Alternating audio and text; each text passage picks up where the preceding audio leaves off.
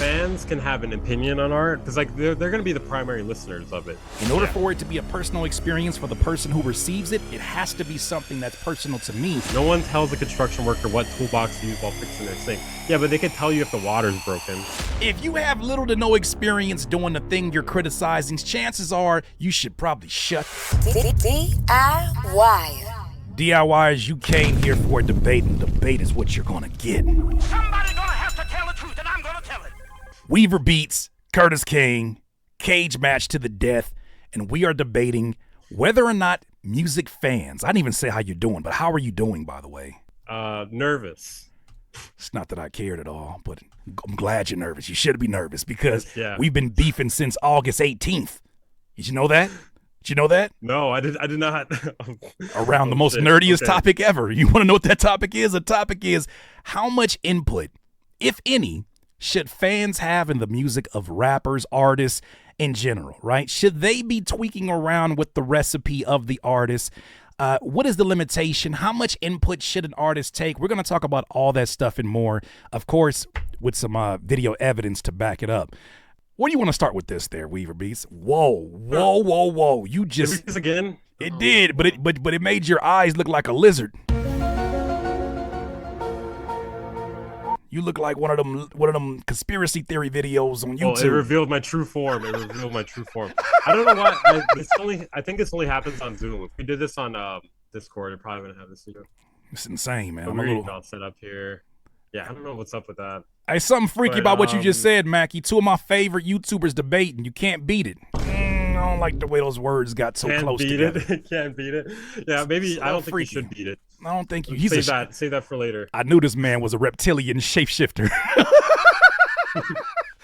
You got him. You got him. All right, man. So where do you want to start with this, man? What should I start with the video, or do you want to kind of give an idea or like an intro? You know, because every wrestler has their intro. You want to break the glass and come on in here, Stone Cold? Just start with the clip because like I don't really know where to start with this because I feel like we'll start with the clip. So last night, as you guys were in here for my Kendrick Lamar reaction, I hope he gets his internet together. Golly, I don't know what is going on with kids this, bro. It's been fun. Throwing coconuts. God. Anyways, as we were sitting here last night talking about this Kendrick Lamar song, what did you think of the song, by the way? It's good. I mean, like it's not like a club banger or anything like that. You know, the Drake fans are probably just like, oh, but you know, where's the bass? You know, whatnot? Where's the hard snare? But it was just one of those like classic rap over a sample sort of records. It was good. Like I didn't do any like deep analysis on it like you were doing, but I was just listening to it and I was like, oh yeah, this is good. I like it. Okay, so let's play this clip from last night. You guys might remember this. You know, things got a little spicy. This wasn't the beginning of the beef. This was the climax. And now we're at the debate, which is the climax. It's the climb on top of the climax. Here's how it started. We were talking about some things dealing with fan feedback, and this is where it went. It kind of went left. I wish I could zoom in and says, nah, I got to disagree with you. And I cut it off in OBS, because that's what I do. Weaver, this is not the time, sir, and I'm going to fry you right now. If you go, I do apologize for saying I'm going to fry you in front of 3,000 people. That was kind of disrespectful. I do take off some of the steam of my happening right now. My rock bottom. Artists for the listeners, not artists. Weaver, I understand what you're saying, brother, and I say this with love. Then why don't the listeners make it? It's for them to consume. It is not them to control. Why don't they make it? And matter of fact, you know what has happened in the last X amount of years? They've been making it. And that's why it sounds fucking horrendous. That's why it sounds horrendous. Get him! That's why it sounds horrendous, because you got people. Imagine if we replaced, somebody had this great example. Imagine if we replaced every actor in Hollywood with folks that do skits on TikTok. Tell them, Curtis. No disrespect, because they're great at what they do on TikTok. Imagine we replaced every actor in Hollywood with people who do skits. Imagine we replaced every doctor, every dentist with somebody who just did some research. Leave it to the professionals. That was my only premise there. So while you're over there burning up a little bit, I know the weather's been kind of in a heat wave. What do you have to say about that? Because you didn't have an opportunity to respond vocally. Okay, so I think, first of all, like, I think you're misunderstanding what I was saying. Like, I was saying that fans can have an opinion on art, but I'm not saying, because, like, they're going to be the primary listeners of it. You know, artists are going to be listening to it, too. But I'm saying that fans They're allowed to have opinions on it, and both opinions are can be respectable. Both opinions for both sides could also be terrible too. Mm-hmm. Am I saying they should influence the art though? I don't know. I don't know. I kind of feel like it usually kind of gets muddy at that point. Mm-hmm. I don't know if they should be influencing the art because the artist made the art originally in order for either themselves or for a specific artistic expression they're trying to get across. And the Right. fans are completely detached from that. Whether or not they relate to it is detached. That was a really Kamala Okay, wait, Kamala Harris second. answer of yours. That was what that was. I was real political right there, huh? Looking at both sides, huh, Weaver? I see what you're doing here, huh? I came to trump this up. Curtis. I'm just playing. I don't mean that. Anyways, here's what kind of first initially I think brought the conversation to a head. This was on August 18th of this year. Yeah. I said something, just talking my usual Twitter shit. I said, if you have little to no experience doing the thing you're criticizing, chances are you should probably shut the fuck up respectfully. Somebody gonna have to tell the truth, and I'm gonna tell it. So I guess my opinion on this here. So I feel like I can kind of agree when you say chances are. When you say chances are, because just because you're not an artist doesn't mean you don't have a valid opinion on art, right? Like there are plenty of people that are great listeners. They understand like why they like a song. Maybe they can't put it into words like, well, it's because of these chords here, like and whatnot. But like a listener's a majority of the people consuming it are going to be listeners, like a large majority, most of them. Right. Well, that's where I started to have an initial like disagreement with was yes, they can offer an opinion, but I feel like no matter what they do, if they're not a practitioner, their opinion's going to always be limited by their lack of experience. They could have a certain vision of what they've heard before and kind of go in their own algorithm and figure out like, oh, okay, I would like for it to sound like this, and this will be a reference. But at the end of the day, what could they really offer in terms of creative value if they've never sat down with the process? Because you and I know you're a fantastic producer, bro. You know that there's many steps that go into play that are not just as simple as just make the drums more sexy. Like, what is that? It's like when I do sync opportunities, I hate it. I hate it dealing with them because they say shit like that, like make it more gangster, and I'm like, what do you mean? What do you mean? Yeah. Okay, I think the difference here comes in like what type of feedback they're trying to offer. Like if they're trying to offer specific feedback to like make a record better or something, then an artist would probably have a better perspective on that because they know how to like get to that route. Sure. But I do think listeners should be able to have an opinion on it regardless. Like I said, like it could be a terrible opinion or it could be a great opinion.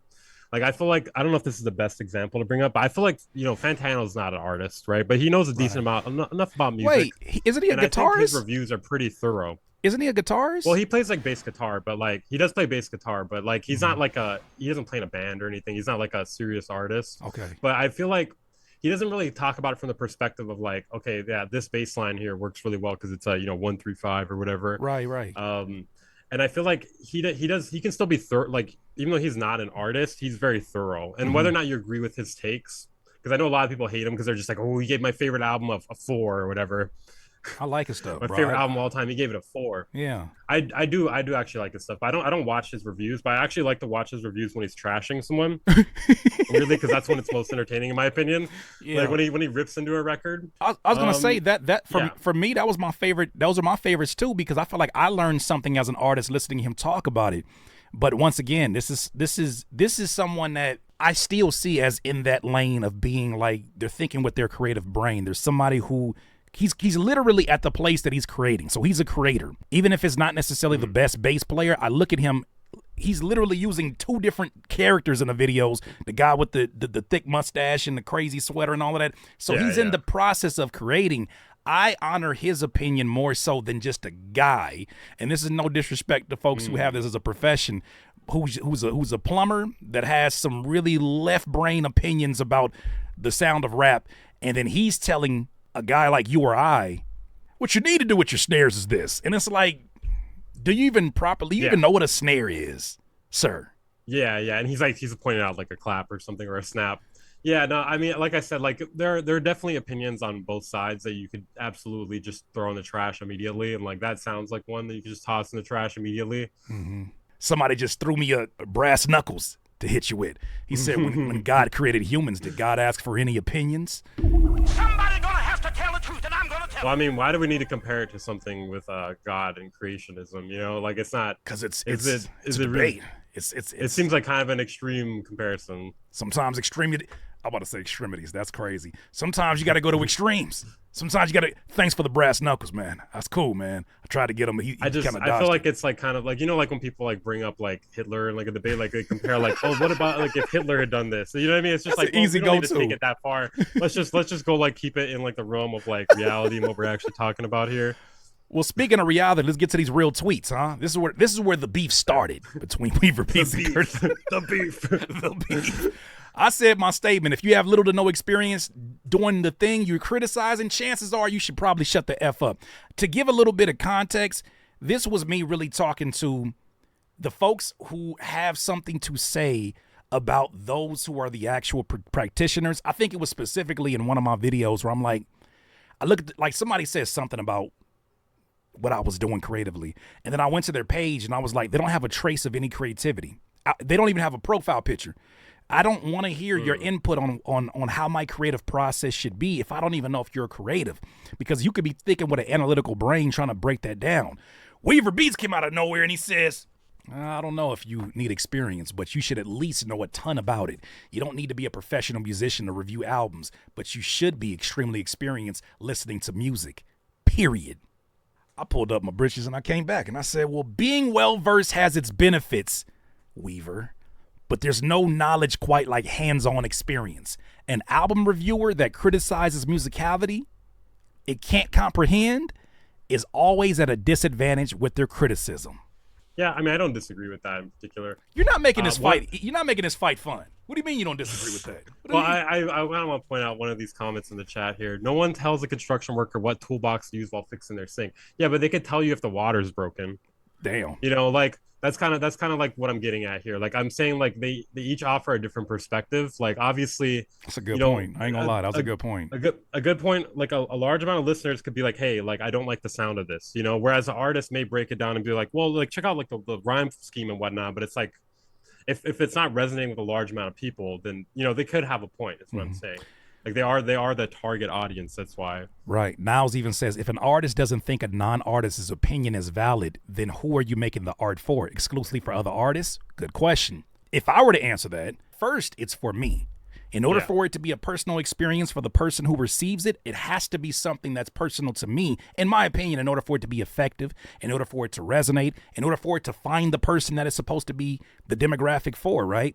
I think that the art starts with your decision-making first. Matter of fact, I got a tweet here from Russ that I think kind of really drives that home, but we're not done because we still got more tweets here that really break down this beef, because it's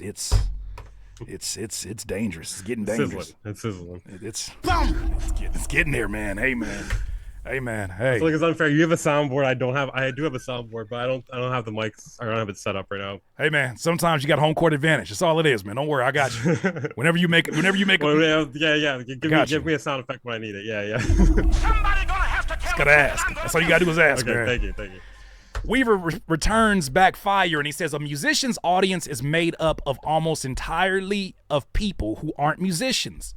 A musician listener may be able to evaluate how difficult something is, but that doesn't always make them good listeners. There are also musicians with proficient skill and no taste.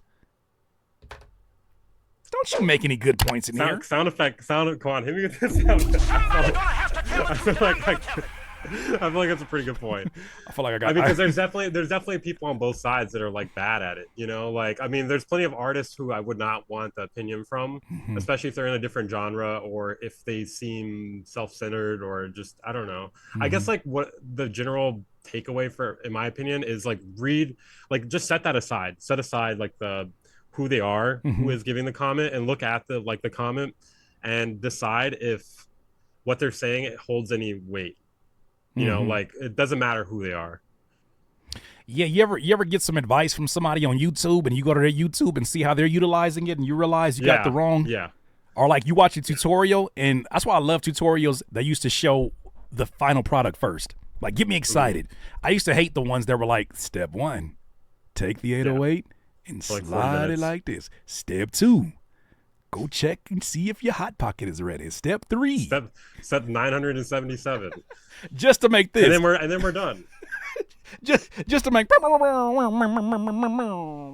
And that's how you make a dubstep wobble. That's how you make a dubstep wobble.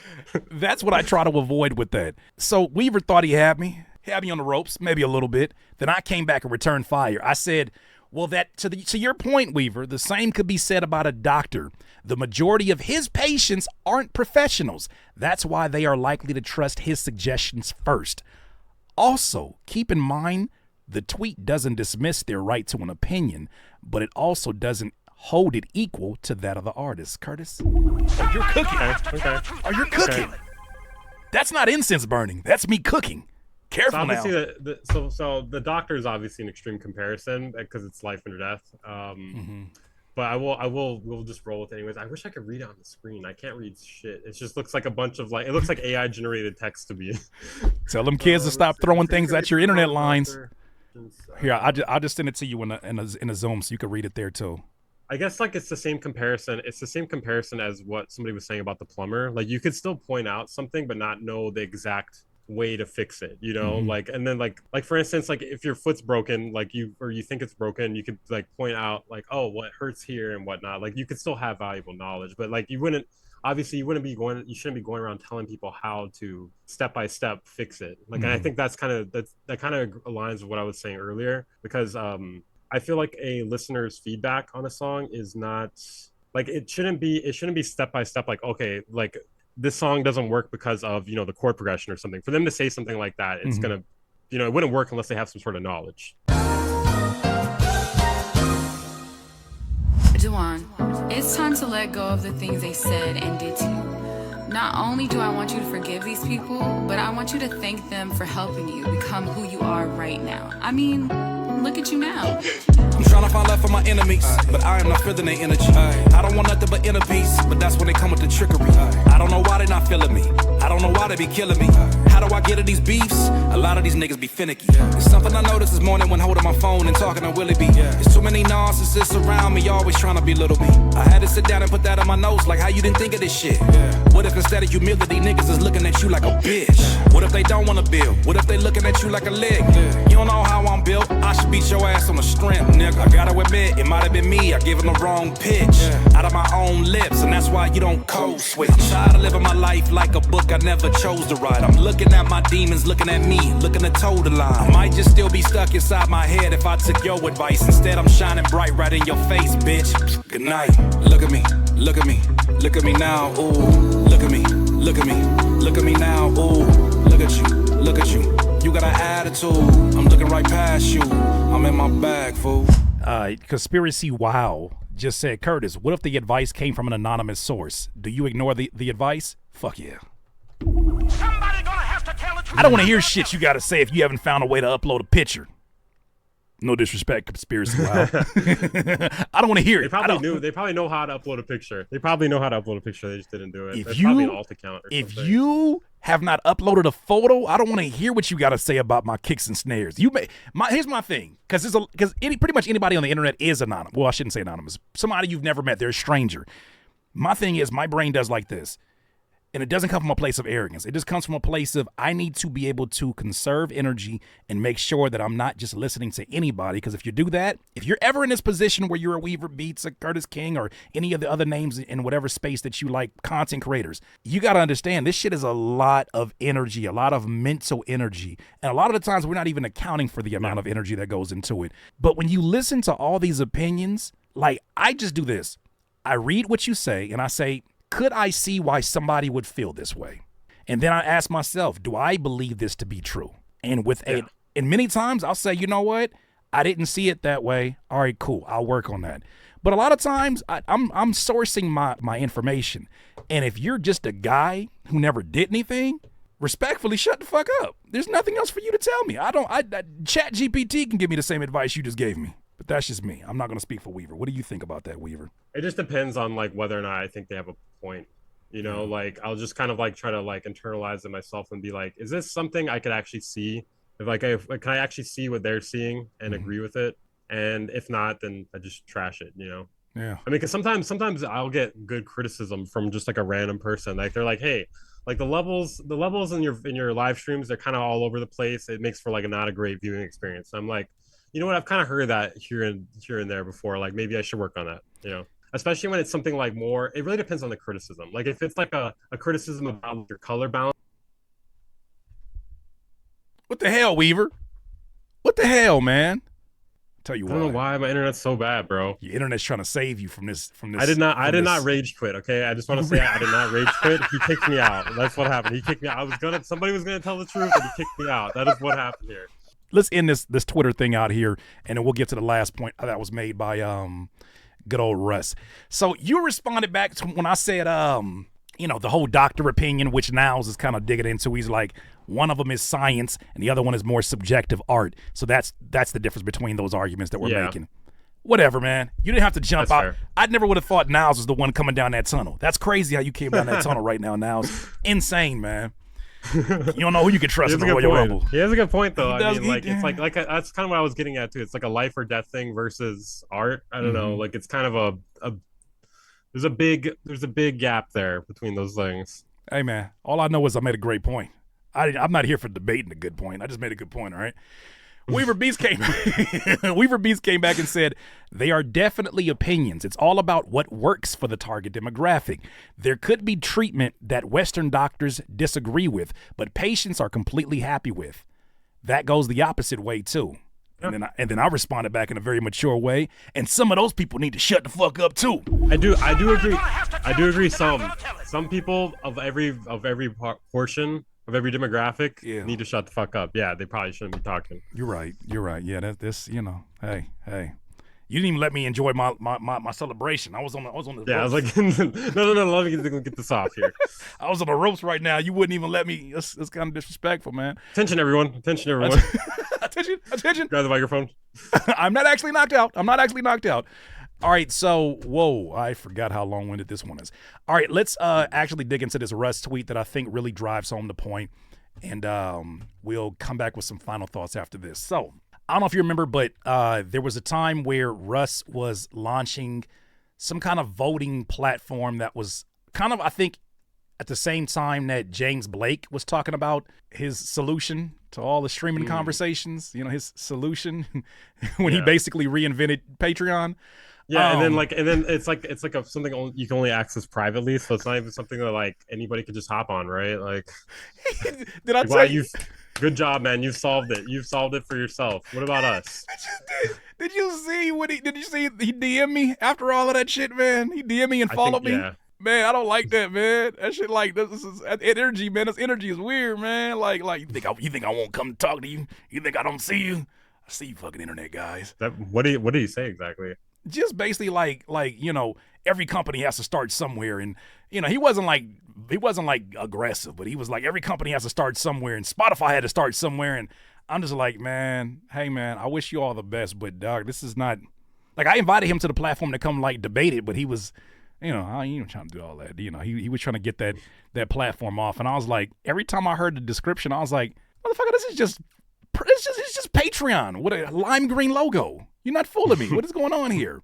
Anyways, during that time, Russ actually talked about how he was creating a voting system on his website for his superfans, and he goes, tomorrow I'm launching a voting platform that I built that cost me $40K for transparency. Why did it cost him $40K? That's a lot of money. Hey, man, I can show you how to do a voting platform. Like, what did he open up an actual poll? Like an actual physical poll? Like, what? How does this cost you $40K? That was my question when I seen it. But I bet you if you why came the flex too cost me $40K for transparency? For transparency. Just transparency. Not a flex, by the way. Not a flex at all, and no remote kind of flex. Where Russ World members can vote on unreleased music, set lists, cities to tour, merch, etc. For now, it's just unreleased music. I think democratizing the dynamic between artists and fans is long overdue. When you walk in a restaurant, the chef has made a menu that he loves. Let's assume. As a customer, you have no say in that. However, you are allowed to order what you want off the menu. I think artists are chefs and should make whatever they want. However, after we make food we love, I think fans should have input on what ends up on their plate. Example he gave was their Spotify, Apple playlist is what they have to pay for without having input on what gets served to them. Every unreleased song I have, I love, so whatever gets the most votes is a win for me and y'all. I think this is going to revolutionize the music business. Chill. Primarily on the output of songs and choosing where to tour. It's going to revolutionize your communication, but whole music. It sounds like it smells like Patreon again. What's your thoughts on that initial? I don't know. I mean, I kind of understand. Wait, put it back on the screen. Like, I kind of understand, like, the whole like comparison to, you make what you love, and then people are gonna order it if they like it. Right. I don't really understand. Like, I understand. Like, do you have to pay to do this? Because I feel like if you have to pay to do this, we could just throw this whole thing out right here. If you have to pay money to be a part of Russ World and vote, then it's just like, it's really, at the end of the day, like, if we're gonna be honest, like, this is for money. This is for money. This is for money. Like, it's not. I'm fair. Why is this? Yeah. Why you? Well, why does that disqualify it, man? Hey, what's your bad relationship with money, man? Every time somebody wants to do a sponsored video, man, you come back here with this propaganda about how the people are not for the people because they're accepting some money, man. Nah, you can do sponsorships. Everybody can do sponsorships. Like, I think my problem with this is it's hard to take it at face value if the motive is money. Like I can't really. It's hard for me to believe that this is gonna, what do you say? Revolutionize the music industry. Like, bro, that right there is a red flag for me. That's like, oh, okay, so this is about money. This is about money for you, right? It's gonna revolutionize your pockets. That's what Produced by Lou said. Innovative for his pockets. Otis said OnlyFans for music. Once again, I keep saying this is what Patreon is. I'm so sick and tired, and this is less about Russ for me. This is more so about James Blake, because he made a like, if it wasn't for the rollout, I think we would have less of a reaction to it. The rollout for me is what made it like, don't get everybody excited about, I found a solution. I talked to Kanye about this. I have the solution. And then you come back with Diet Patreon. What are we doing? It's like Patreon, but like not everybody can access it. But wait, it's lime green. Good job. Yeah. Did you see the green though? That was actually kind of funny, man. I don't like this. I don't like how we're turning into what they call that, tag team partners. I don't like that, man. Yeah. We're just dunking on Russ, or actually not Russ. James Blake. James Blake, man. All right. Here's the other thing he said. Also worth being said that there's definitely an unhealthy attachment to results with music that we as artists have sometimes. I agree, especially nowadays. I think this is going to help temper that by managing expectations. Same goes for picking what cities to tour, especially for up-and-coming artists who don't have tour history to rely on. But yeah, I'm super excited. Can't wait to let y'all pick what you want off the menu. I think the merch is the thing that like makes the most sense for me in this, but everything else, like, I'm kind of just like, because like I feel like if you're gonna, okay, wait, so this is kind of complex, but basically a listener, there's different levels of listening. Like, there's like people who listen to, like, they're complex listeners, and there's like, surface level listeners, like people who've just like only heard like their first like 200 songs, they're into pop music because that's like the most digestible form of music. Then there's like deep listeners who like, they listen to like Aphex Twin, they're like listening to like Autek, or like all this like weird like create math core and shit like that. And I feel like sometimes people don't know what they want before they've heard it a substantial amount of times. So like having people choose on unreleased music, I feel like is not, I don't know, that could backfire just as easily. Yeah, because especially if you're like valuing all people's opinions equally. And well, maybe, okay, so playing devil's advocate, isn't that a reason to charge so that you can qualify people first and see if they're actually serious about their decision? Because if it's free, you're just gonna get anybody who might be a casual fan versus somebody who might be a diehard because they're just there. But if you have to qualify them and get them in there through some kind of paywall, or am I just talking funnel to you? I mean, you could be a casual fan and have money though, True. Like, or when I say casual fan, I'm not talking about your dedication to the artist, but like, I guess dedication to music. You can be incredibly non-dedicated to music, but incredibly dedicated to making money, or just have like rich parents or something. Like, that's. Yeah. Young Bean, shout out for you for giving the super chat. He said when Ye did his listening parties, fans had some sort of input into how the music sounded, and it led him releasing different versions of the songs. To be fair, I think Kanye would have did that no matter what the fan input would have been. When I saw the first time he did 18 versions of Wolves, I said, oh yeah, this ain't about fan feedback. Anybody who's worked with him will have a story about how many versions he'll go through, and they'll have a version that's like, yeah, this is the one, and then when it comes out, it's like, where'd the fucking choir come from? That's just him, bro. I don't know how much input is going into that. I could see him saying the folks are not moving enough to this. I need to, like, up the tempo or something. But what do you kind of think of that statement? Yeah. I mean, I haven't listened to the 18 versions of Wolves, so I can't exactly say. But I don't know, like, because I feel like with him, like, he like reworks his music. Like, maybe he listens to it again over time, and then he's like, okay, I kind of want to change this. I don't know if he really listens to fan feedback. I feel like Kanye West is probably the last person to listen to his fans, like, on the planet, possibly. He said in the lyric. I feel like they've probably given him a lot of good advice. He said in the lyric, he was like, given him a lot of good advice, and he threw it away. What did he say? What's the Kanye lyric? He literally said, Kanye. He says something along the lines of like, I can't listen to opinions of people who never did what I'm doing. Like, that's been his motto to kind of go into it. So, but you know how it is. Like, nobody works in absolutes. I think there are situations where Kanye will listen to something and be like, I never thought of it from that point of view, but I'm sure he's getting feedback from North. You know what I mean? And she's like, I don't know. I just don't like the way this sounds. Yeah. Okay, I'm going to look into this. Like, I'm sure that there's exceptions to every rule.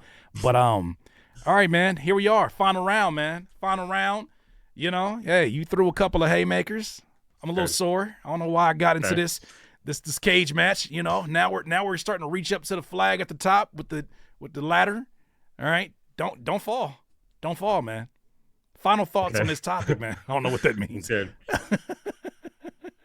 Final thoughts on this, man. Like, I mean, I just think people could have opinions on music, whether the artist has to listen to it. Like, because I feel like the artist, like, for instance, listeners will sometimes be like, oh man, I don't like the sound of this album. You know what I mean? And like, sometimes that's not what the artist is going for. They're like, why don't you go back to doing what you did on this album here? And that's not always what the artist wants to do. Like, they will want to change up their sound, like, every album or whatever. So I don't know. I think it's like a nuanced subject. Like, I think fans should be able to have opinions on music, but I don't think the artist should take a majority of them seriously. Right? Yeah, I'm with you on that. I think that's my theory of one of the reasons why music got to the place it got, specifically when I'm talking about, like, mainstream rap music. I think no matter what, especially if you're like, a real hip hop head, you've always had an opinion about the things that are in the mainstream that differ from the stuff that you actually consume in the underground or the independent. I think that's just the ongoing thing that's been, as long as I remember, it's been like that. But I do think that the gap has been exaggerated even more so the more ridiculous the music offering becomes in the mainstream. Now, that's not to say everybody's doing the same thing, but just when you have certain artists that are rapping about certain things, it's like trying to push the envelope, not creatively, but just outrageously. Those are the kind of things that I look at, and I'm like, to me, there's so many rappers that have a career based upon their willingness to listen to people who shouldn't have creative decisions, giving them input, and then them doing things creatively without actually being creative. I feel like so much of the genius of things that we have grown up that are part of those classic albums were things that kind of snuck up on us, right? Maybe it was an artist that we liked and they did something a little bit differently, right? Beautiful, Twisted, Dark Fantasy. If you were to talk about the Kanye West before then in College Dropout becoming that may not sound like the most exciting album on paper for who he was at that point in time, in my opinion. But then when you hear it, it's like, kind of glad you did it. Same thing with 808s and Heartbreaks. I hated that album when it first came out. I absolutely hated that album. I liked Amazing. I love that one. Everything else I hated. And then I went through a heartbreak and I was like, oh, that's why this art exists. So I wouldn't even want to be the one to give input. Even, I mean, I'm an artist, right? I wouldn't want to give input, especially when it's like, I'm glad that he did what he did because now I understand that album differently. Who was the one he worked with Rick Rubin? Yeezus. Nah, I'm not a Kanye West historian. Yeah. Yeezus. Only because he was like the first rapper producer that I think really made it as big as he did making the kind of like lyrics that he did, like the stories he was telling was kind of relatable. So I did follow him pretty closely. But when I heard Yeezus, I was like, this sounds stripped down. It sounds minimal. It sounds like RoboCop music on a Sega Genesis. It just didn't sound good. It was like, it was just nasty. But then now I listen to it and I'm like, oh, it was actually a preview of things to come because everybody kind of followed. Yeah. It is interesting the way that's kind of what I was getting at before. Like sometimes people don't know what they want. Like whether they're an artist or a listener, they don't know what they want or what's gonna like be good to them down the road. Like I've had numerous times where I've like listened to something and I'm like, I don't like this, and then maybe a few years later I'll listen to it and I'm like, oh, I get it now. I didn't get it back then for some reason. So yeah. Well, DIYers, maybe this wasn't the bloodshed that you came here for, but there's no debate. There was blood. Where are my sound effects? Oh, wait. Somebody gonna have to tell the truth, and I'm gonna tell it. DIYers, those are our thoughts. You let me know your thoughts. DIY. DIYers, if you enjoyed this content, make sure that you hit the like button and maybe even consider subscribing. Come on, man. Stop being greedy. Peace.